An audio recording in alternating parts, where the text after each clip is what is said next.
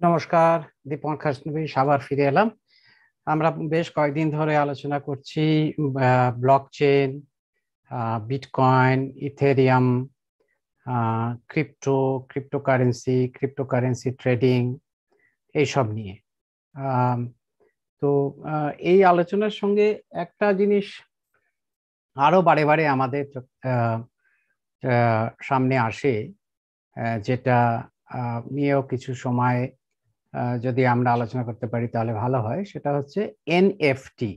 NFT জিনিসটা এখন খুব পপুলার হয়েছে বলতে পারেন বিগত কয়েকদিনে। এনএফটি হচ্ছে একটা অ্যাব্রিভিয়েশন। এটা পুরো ফর্ম হচ্ছে নন ফাঞ্জিবল টোকেন। এখন ফাঞ্জিবল এবং তার সাথে সাথে নন ফাঞ্জিবল কি এবং টোকেন জিনিসটা কি এবং কেন এনএফটি এত লোকের মনে দাগ কেটেছে, এটা তো আমরা নিশ্চিতভাবে আলোচনা করব। কিন্তু তার এই আলোচনা ঢোকার আগে আমি একটা কথা বলতে চাই যে আজকাল অনেকেই বিটকয়েন, ইথেরিয়াম, ক্রিপ্টোকারেন্সি, এনএফটি ইত্যাদিতে বিনিয়োগ করছেন বা বিনিয়োগ করতে চাইছেন, মানে ইনভেস্ট করতে চাইছেন।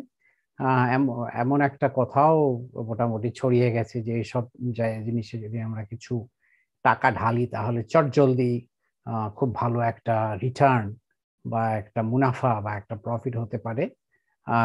নিশ্চিতভাবেই বেশ কিছু মানুষ এসবে বেশ অল্প সময়ের মধ্যেই প্রচুর পরিমাণে রোজগার করেছেন, এর কথা অস্বীকার করা যায় না। কিন্তু এটা আমাদের সবসময় মনে রাখতে হবে যে যখন আমরা কোনো মুনাফার গল্প শুনি তখন কিন্তু নামমাত্র কিছু লোক যারা বিশেষভাবে সাফল্য পেয়েছেন তাদের কথাই আমাদের সামনে উঠে আসে। তাদের একজন সফল মানুষের সাথে সাথে হয়তো বহু মানুষ অসফল থেকেছেন এবং একজন কিছু লাভ করেছেন, তার সাথে হয়তো বহু লোক যারা লোকসান করেছেন তাদের খবর কিন্তু আমাদের সামনে আসে না।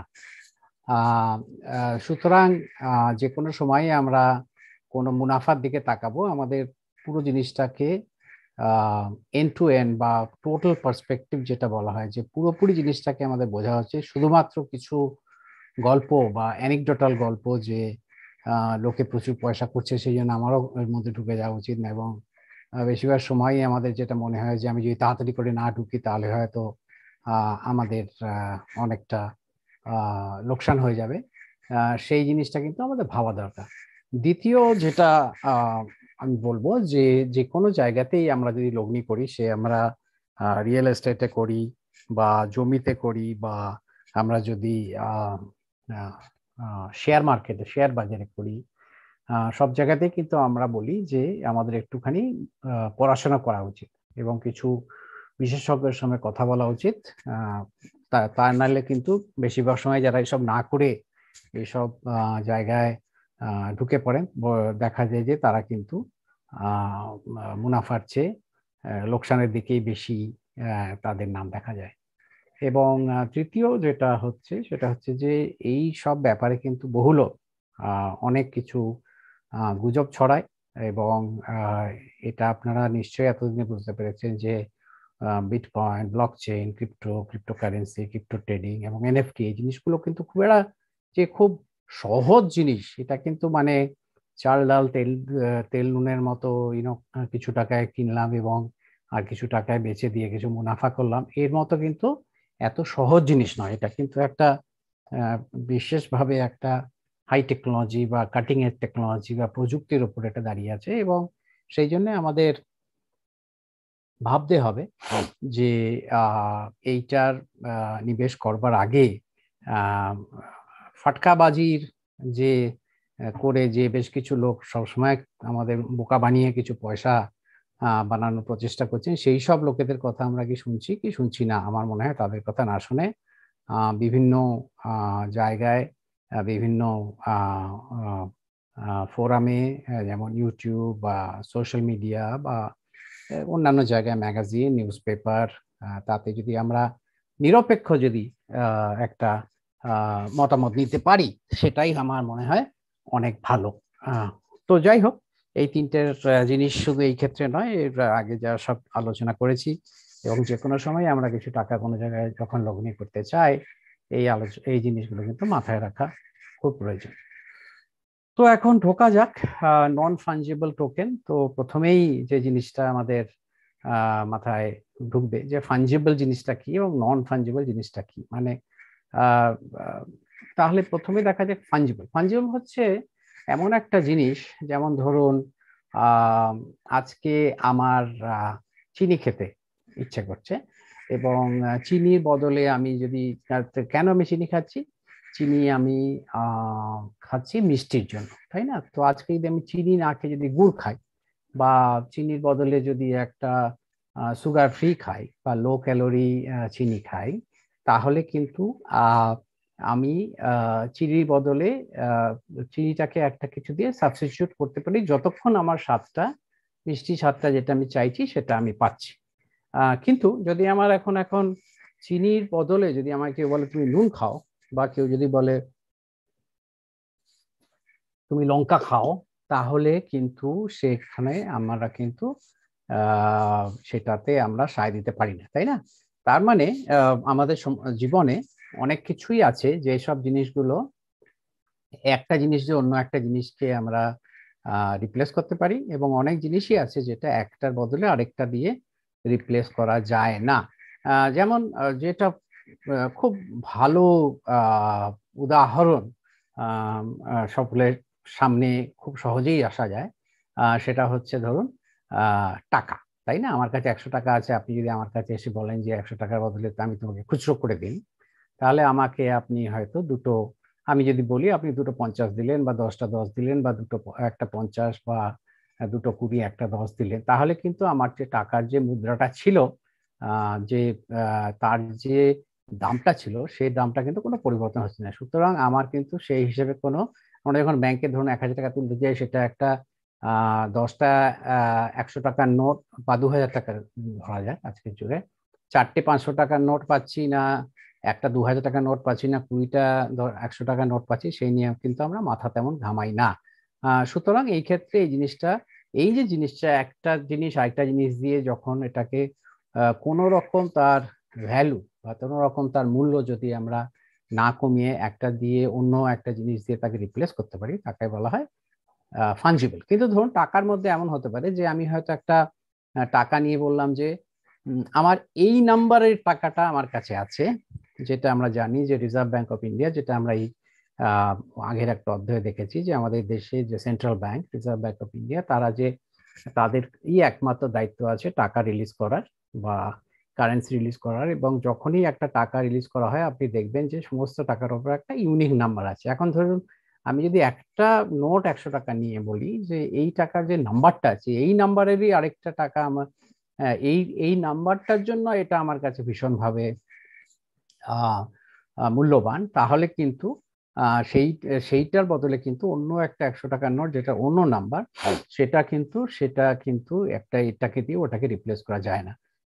তো ধরুন আমরা বলতে পারি অনেক সময় সেন্টিমেন্টাল জিনিস যেগুলো হয়, একই রকম জিনিস, যদি আমার কাছে একটা ধরুন ফোন আছে, আমার অ্যাপেল 10 ফোন আছে, আর আপনার কাছে অ্যাপেল 10 ফোন আছে, কিন্তু আমি হয়তো ওটাকে, যেহেতু আমি ওটাকে বহুদিন ধরে ইউজ করছি, এবং আমার অনেক কন্ট্যাক্ট ডিটেলস ওর মধ্যে আছে, বা আমার কিছু মেমোরি আছে, বা আমি হয়তো এটা নিয়ে কারো থেকে একটা গিফট পেয়েছিলাম, সেই সময় কিন্তু জাস্ট একটা অ্যাপেল ফোন দিয়ে same model, same price, same configuration দিয়ে কিন্তু আমি বলতে পারি না যে এটা দিয়ে ওটাকে রিপ্লেস করা যায়। এইরকমই যখন একটা জিনিস আরেকটা জিনিস দিয়ে রিপ্লেস করা যায় না, যেমন চিনির বদলে নুন, বা আমার যে দেশের বাড়ি তার বদলে একটা আরেকটা বাড়ি অন্য জায়গায় একই রকম, বা এটা যেটা ছবি দেখছেন, বা আমার যে একটা কোনো একটা গিফট যদি আমি পেয়েছি, বা আমি একটা বই পড়েছি, সেই বইটার মধ্যে আমি হয়তো কিছু মার্কিং করেছি, বা সেই বইটা হয়তো লেখক আমাকে সিগনেচার করে দিয়েছে, কিন্তু যদিও হয়তো 10,000 কপি সেই বইটা আছে, কিন্তু ওই একটা কপি যে আমার কাছে আছে, সেটা কিন্তু আমার কাছে বিশেষভাবে মূল্যবান। এবং যে কোনো আরেকজন যদি এসে বলে তুমি ওই কপিটা আমাকে দিয়ে দাও, ওই বইটা আমাকে দিয়ে দাও, আমি আরেকটা বই দিয়ে দিচ্ছি, নতুন বই দিয়ে দিচ্ছি, তোমারটা অনেক পুরনো হয়ে গেছে, তাহলে কিন্তু সেইটা কিন্তু রিপ্লেসেবল নয়, এবং সেই ক্ষেত্রে এটা হয়ে যায় নন ফাঞ্জিবল, তাই না? তো আমরা এখানে এই ফাঞ্জিবল এবং নন ফাঞ্জিবল এই জিনিসটা এই মুহূর্তে বুঝলাম। এবং পরে যেটা দেখবো সেটা হচ্ছে টোকেন জিনিসটা। তো টোকেন, এই যে যেটা ছবি দেওয়া আছে, তো আমরা ধরুন অনেক সময় যে কোনো জায়গাতে আজকাল যদি যাই, ধরুন আচ্ছা আমরা একটা জায়গায় গেলাম, আমরা হয়তো ডাক্তার দেখাতে গেছি, তাই না? আমাদের একটা বলে যে আপনি গিয়ে হাসপাতালে গেলে বলে আপনি টোকেন নিয়ে নিন, আর টোকেনের মধ্যে একটা নাম্বার আসে। তো আমার নাম্বার হচ্ছে গিয়ে ধরুন 65 আর আপনার নাম্বার হচ্ছে গিয়ে 75, তাই না? তো এই যে টোকেনটা হচ্ছে, সেই টোকেনটা কিন্তু আমি কিন্তু হঠাৎ করে আপনি যদি এসে বলেন এই দেখুন আপনি আমার নাম্বার 75 নাম্বার টোকেনটা নিয়ে নিন, আর আপনি আমাকে 65 নাম্বার টোকেনটা দিয়ে দিন, তাহলে কিন্তু আমি কিন্তু সেটা দেব না। তার কারণ হচ্ছে যে 75 আর 65-র মধ্যে যে দুটো কিন্তু মূল্য সমান নয়, তাই না? আমি যে যে 65 নাম্বার টোকেনটা আছে সে কিন্তু ডাক্তারকে 10 জন রুগীর আগে দেখবে, এবং তার জন্য সে হয়তো 1 বা 1.5 ঘন্টা সময় বাঁচাবে। সুতরাং সময়েরও যেহেতু একটা মূল্য আছে, সেই জন্য 65 নাম্বার যে টোকেনটা আছে তার মূল্য কিন্তু 75 নাম্বার টোকেনের সঙ্গে এর সমান করা যায় না। কিন্তু আপনি আরেক এখানে যে এক্সাম্পলটা দিয়েছি, ধরুন এই যে কফির টোকেন, হ্যাঁ, আমি একটা দোকানে গেলাম আর আমি একটা কফি কিনলাম, কফির একটা ভেন্ডিং মেশিন আছে এবং সেখানে আমি গিয়ে কফির দাম 30 টাকা, আমি দুটো টোকেন কিনলাম, আর আমি টোকেনটা নিয়ে একটা টোকেন আমি ধরুন কফি খেলাম, আর তারপরে আমার কাছে আরেকটা টোকেন আছে, আমাকে কেউ হয়তো বললো যে তুমি একটা কাজ করো, আমি তোকে 30 টাকা দিচ্ছি, এখানেই বসে আছো তো, আমি এই টোকেন, তুমি আমাকে টোকেন বিক্রি করো, হয়তো আমাকে আবার গিয়ে লাইনে দাঁড়াতে হবে টোকেন কেনার জন্য, আর আমি 33 টাকা দিয়ে টোকেনটা ওনাকে দিয়ে দিলাম। তখন কি হলো, সেই ক্ষেত্রে কিন্তু এই টোকেনটা আমার ক্ষেত্রে নন ট্যাঞ্জিবল। কেন? এই যে দুটো টোকেন আমার কাছে আছে, একটা টোকেন কোনো একটা, আমার যেহেতু একটা টোকেনই আমি তখন ইউজ করছি, সেই জন্য কোন টোকেনটা আমি ওনাকে 30 টাকা বিক্রি করে দেবো, কোনটা দিয়ে আমি নিজে কফি খাবো, তার মধ্যে কিন্তু কোনো তারতম্য নেই, তাই না? তো এই ক্ষেত্রে কফিটা হয়ে গেল ফাঞ্জিবল টোকেন। মানে আজকে ধরুন আমি আরেকটা এক্সাম্পল দিই, এই কফির দোকানে ধরুন হঠাৎ করে আপনি 10টা কফির টোকেন কিনেছেন, বাড়িতে 5টা নিয়ে এসছেন, পরের বার কফির দোকানে আবার যখন গেলেন তখন ওরা বললো যে দেখুন আমরা যে ওই টোকেন গুলো আমরা লাস্ট বারে যে আমরা আপনাকে দিয়েছিলাম সেই টোকেন গুলো আমরা ডিসকন্টিনিউ করেছি, আপনি ওই 5টা টোকেন আমাকে দিয়ে দিন, আমরা নতুন টোকেন দিচ্ছি। সেখানে কিন্তু আমার যেহেতু যে আন্ডারলাইন যে ভ্যালুটা, আন্ডারলাইন দামটা হচ্ছে 1 কাপ কফি, গরম কফি যেটা আমি ভেন্ডিং মেশিন থেকে পাবো, সেই টোকেনটা লাল নীল সবুজ হলুদ প্লাস্টিক বা কোনো তামা বা রূপো দিয়ে তৈরি, রূপো নয়, রূপোর দামটা একটু বেশি, তামা বা কোনো একটা মেটালিক দিয়ে তৈরি, তো আমার ক্ষেত্রে কিন্তু তার ভ্যালুটা কিন্তু সেম। সেই জন্য এই টোকেনটা হয়ে যাচ্ছে ফাঞ্জিবল টোকেন। যেমন আমরা বললাম যে এখন 100 টাকার বদলে যদি আমরা দুটো 50 টাকা, সেটা ফাঞ্জিবল কারেন্সি।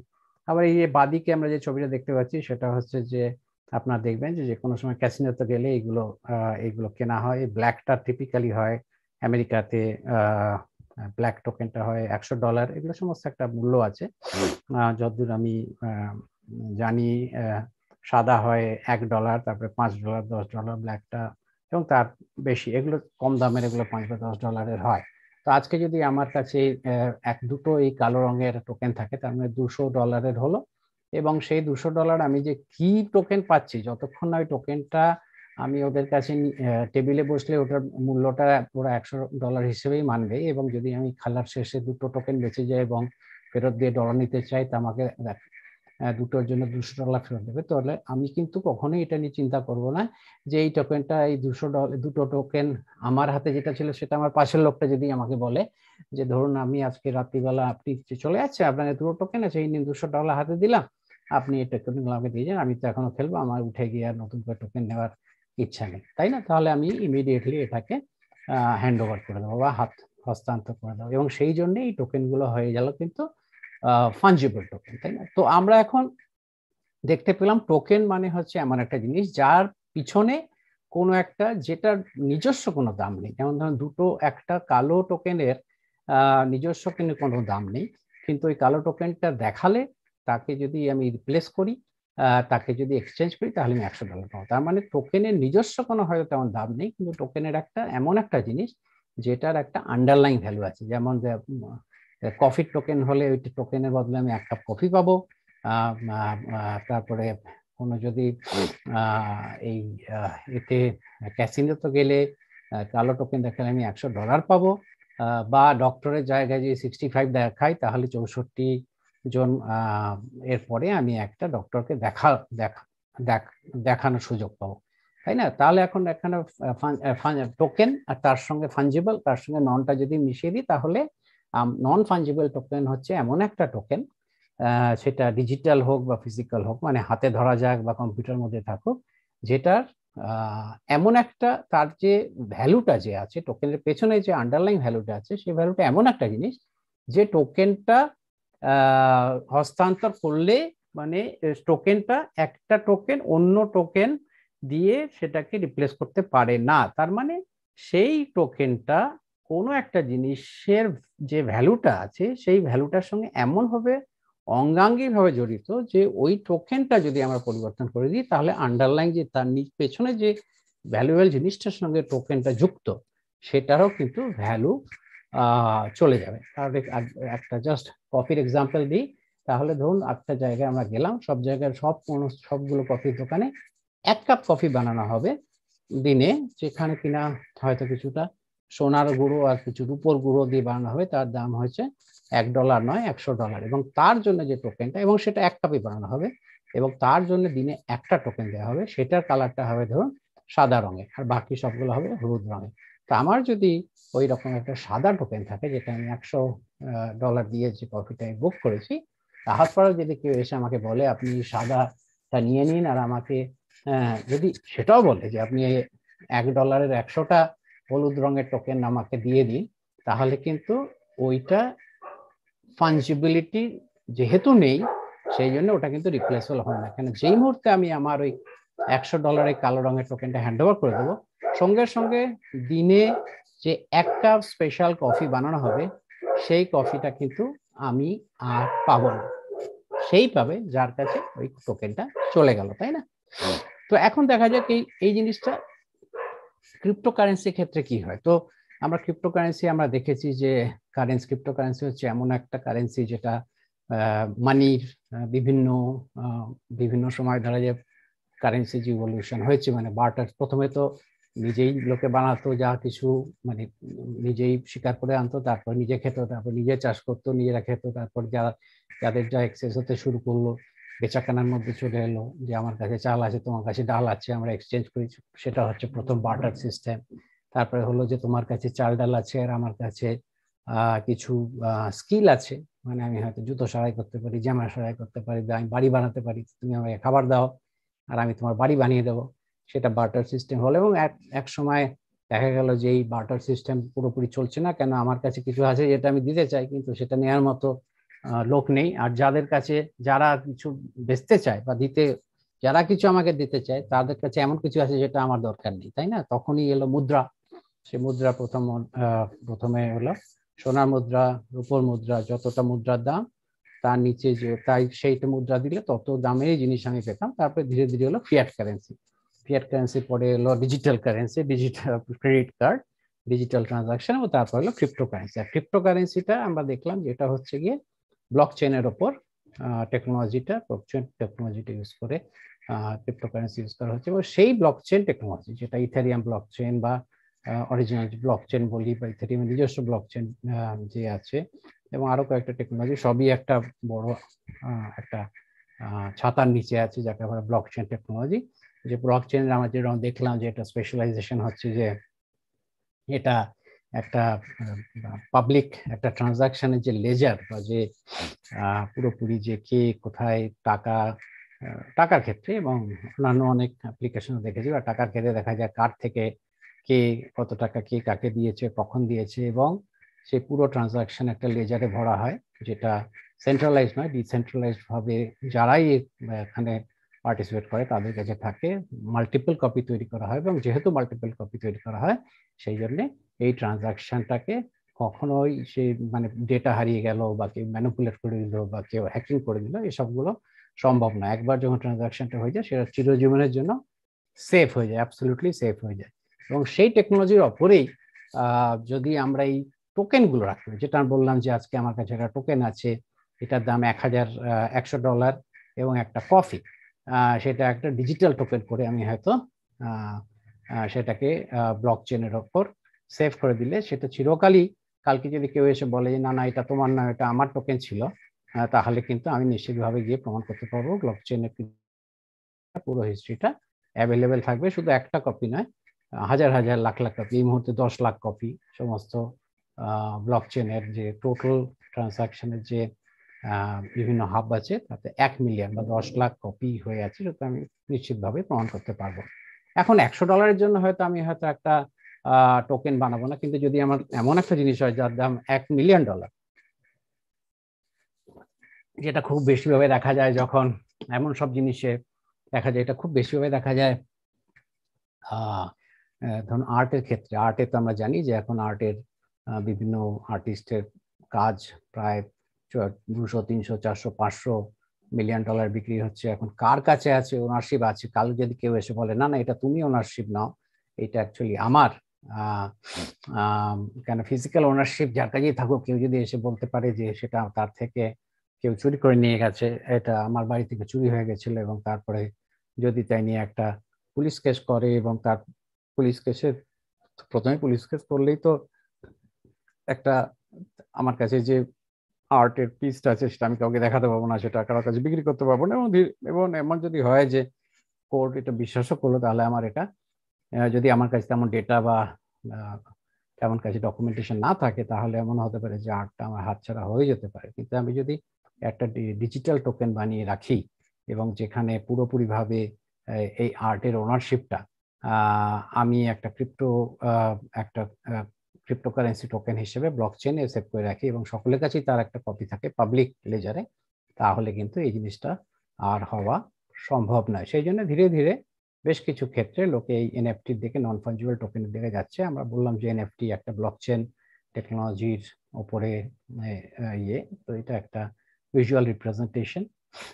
এখন আমরা দেখব যে এতদিন পর্যন্ত যে এনএফটি জিনিসটা হয়েছে সেটা বেশিরভাগ, যদিও এটা এনএফটি ডিজিটাল একটা টোকেন, একটা ফিজিক্যাল অ্যাসেটেরও টোকেন হতে পারতো এবং ইউনিক অ্যাসেটের টোকেন হতে পারতো, কিন্তু বেশিরভাগ ক্ষেত্রে যেহেতু ফিজিক্যাল অ্যাসেটটা একটা ফিজিক্যাল কাস্টডিতে থাকে এবং তার একটা কপি করা সম্ভব না। ধরুন আমার কাছে, ধরুন সবচেয়ে বড় ফিজিক্যাল অ্যাসেট যেটা আছে, সবচেয়ে ফেমাস, বড় নয়, বলে যে কোহিনূর। কোহিনূর হীরের তো দুটো কপি বানানো মুশকিল, আরেকটা কোহিনূরের হীরে বানাতে গেলে ওই কোহিনূরের মতোই খরচা হবে, মানে প্রচুর একটা খরচা হবে, এবং ফিজিক্যালি দেখা যাবে যে কোহিনূরটা এখন কোথায় আছে? কোহিনূরটা তো এখন রানীর মুকুটের মধ্যে আছে, সে মুকুটটা রানী পড়েনও না, তাই না? সেটা একটা ভল্টে আছে। সুতরাং তার একটা ফিজিক্যাল যে জিনিসগুলো আছে তার কপি কিন্তু বানানো সম্ভব নয়, তাই না? যে আমার কাছে যে আমার একটা আমার যে ফোনটা আমার কাছে আছে, যদি আমি সেটা যদি আমি ইউজ করেছি, তার মধ্যে যা অ্যাপ ডাউনলোড করেছি, যা ফোন নাম্বার করেছি, তা নিয়ে যে আমার ফোনটা মোটামুটি এখন একটা ফিজিক্যাল ইউনিক সিচুয়েশন হয়ে গেছে। কাল যদি একটা কপি বানানো কেউ চেষ্টা করে পুরো হিস্ট্রি নিয়ে, মোটামুটি ভাবে এটা একটা অসম্ভব কারণ, তাই না? আর একটা ফিজিক্যাল প্রেজেন্সও আছে। কিন্তু যখন একটা ডিজিটাল একটা জিনিস থাকে, সেটার একটা ইউনিকনেস বজায় রাখা কিন্তু সম্ভাবনা কম। মানে আমি ধরুন আজকে একটা কম্পিউটারে একটা ছবি আঁকলাম, সেই ছবিটা যে কোনো লোকই একটা কপি বানিয়ে বলতে পারে যে আমি এটা এঁকেছি, তাই না? বা আমি একটা এঁকে আপনি একটা আঁকলেন, আমি কিনে নিলাম হয়তো 100 টাকা দিয়ে, কিন্তু যে কোনো লোকই সেটা 100 টাকা না দিয়ে একটা কপি বানিয়ে বলতে পারে আমিও এর মালিক, তাই না? সুতরাং ডিজিটাল ওয়ার্ল্ডে যেসব ইউনিক অ্যাসেট গুলো তৈরি হচ্ছে, সেগুলোতে কিন্তু এনএফটি খুব বেশি বেশি পপুলার হয়েছে। আর এখানে কয়েকটা এক্সাম্পল আমি দিতে চাই, যেখানে যেটা একটু এনএফটি বেশ বড় দামে বিক্রি হয়েছে, মানে ডিজিটাল অ্যাসেট। এটা হচ্ছে জ্যাক ডরসি। ডরসি আপনার জানেন টুইটারের ফাউন্ডার। তার প্রথম টুইট যেটা ছিল, সেই টুইটটা ডিজিটাল অ্যাসেটটা বিক্রি হয়েছে 2.9 মিলিয়ন, মানে প্রায় 22 কোটি টাকা দামে। তারপরে এই পাক বলে একজন আর্টিস্টের ইমেজ, দা মার্জ, এটা এই মুহূর্তে বোধহয় সবচেয়ে বেশি দামে এর এনএফটিটা বিক্রি হয়েছে। তার মানে কি, ইমেজটা আমার কাছে থাকতে পারে, আপনার কাছে থাকতে পারে, কিন্তু অরিজিনাল ইমেজটা যে এনএফটি আছে সেইটা, অরিজিনাল ইমেজ যে ওনারশিপ, সেটা একজন $91.8 মিলিয়ন দিয়ে কিনে নিয়েছে। তার মানে প্রায় 700 কোটি টাকা দিয়ে কিনে নিয়েছেন। এখন সেটা অবশ্য আরো মানা করছে না, যে যে কিনেছে সে বলছেন এটা রিপ্রোডাকশন করতে পারবে না। তার মানে শুধু সে এটাই বলছে যে এই ছবিটার একটা অরিজিনাল কপির মালিকানা কিন্তু আমি। তার মানে শুধুমাত্র একটা মালিকানার একটা একটা অধিকার, তাই না? তো আমি একটু পরের দিকে আসবো, এটা মানেটা কি, মানে এই মালিকানা অধিকারটা মানেটা কি।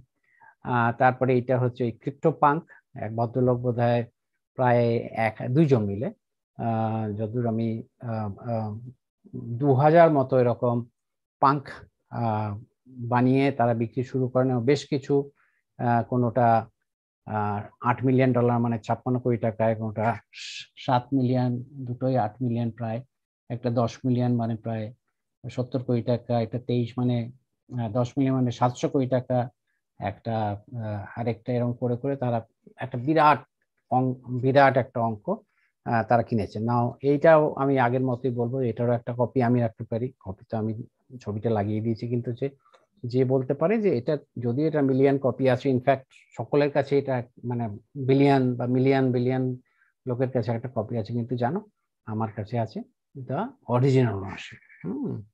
তো এটা হচ্ছে এক ভদ্রলোক এভরিডে বিপল, একজন আর্টিস্ট, তিনি 6000 দিন, সরি 5000 দিন একটা করে করে করে করে করে ছবি লাগিয়েছিলেন।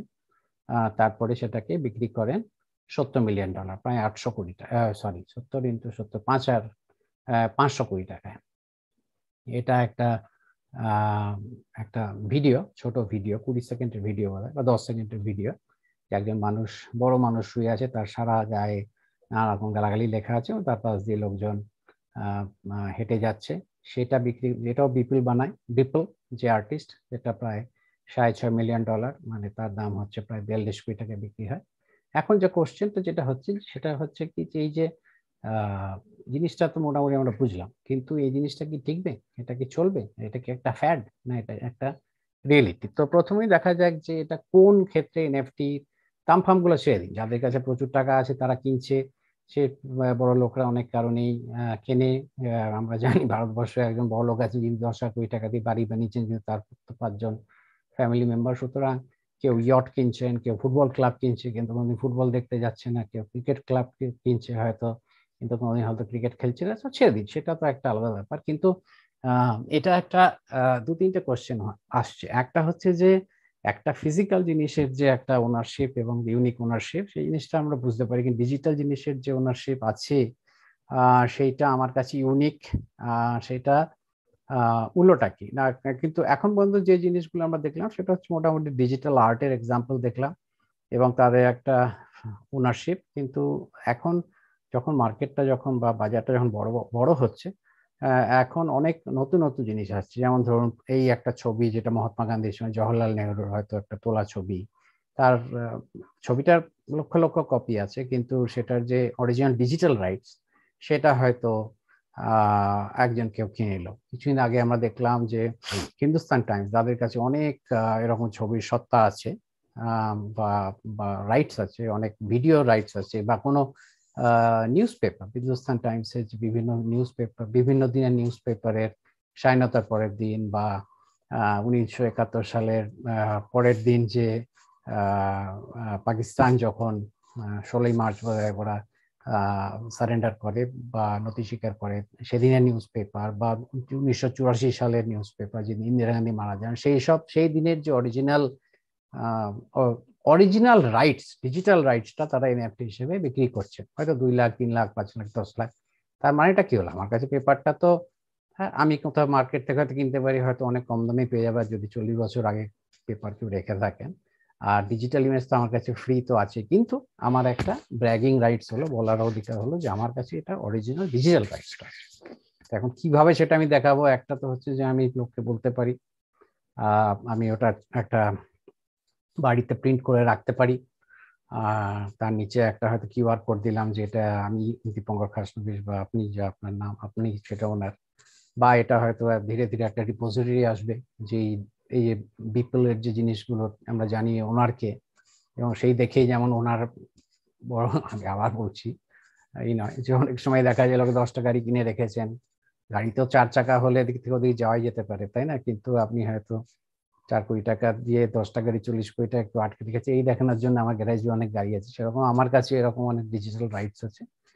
এবং আর একটা ব্যাপার হচ্ছে যে অনেক সময় আমরা অনেক কিছু জিনিস কিনি শুধুমাত্র জিনিসকে এনকারেজ করার জন্য, তাই না? বা যেমন ধরুন যে আর্টের যে ট্রেডিংটা দেখেন, বেশিরভাগ ক্ষেত্রেই দেখা যায় যে বড় দাম দিয়ে যারা জিনিসপত্র আর্ট কিনছে তাদের কিন্তু নামই জানা যায় না, এবং আর্টটা ও কিন্তু তাদের উপরে অনেক সময়ই তারা কোথাও ডিসপ্লে করেন না, কোনো একটা ভল্টে রেখে দেন, তাই না? এত দামি জিনিস।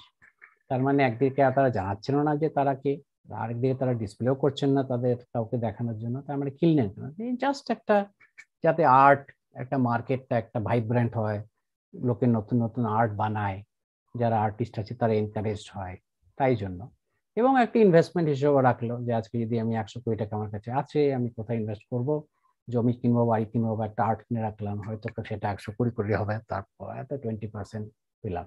সেই ইনভেস্টমেন্ট হিসেবে এনএফটি জিনিসটা হয়তো লোকে ইনভেস্ট করবে। কি হবে এটা এটা খুবই আর্লি ডেজ, এখন ঠিক আমরা জানি না। কিন্তু আমি আবার বলবো যে এর মধ্যে যদি আমরা ইনভেস্ট করতে চাই তাহলে একটুখানি আমাদের কেয়ারফুল হওয়া দরকার, বুঝে নেওয়া দরকার। কিন্তু একটা ছোটখাটো ইনভেস্টমেন্ট করা আমার মনে হয় সকলের উচিত, এটা জানার জন্য যে জিনিসটা কি। তাহলে এখানে এখন রাখছি, ধন্যবাদ। আবার ফিরে আসবো আরেকদিন, তখনকার মতো আবার